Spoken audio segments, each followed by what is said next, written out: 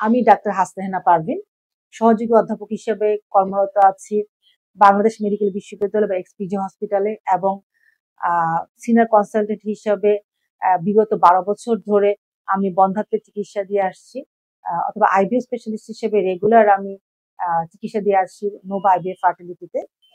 পুরান ঢাকা যারা অবস্থান করছেন, যারা আশেপাশে এলাকায় আছেন, তাদের জন্য আমি একটা কথা বলতে চাই। আপনাদের জন্য একটা সুখবর, সেটা হলো যে আমাদের নোভার একটা সেন্টার আমাদের পুরান ঢাকায় আমরা আলিফ টাওয়ারে শুরু করেছি।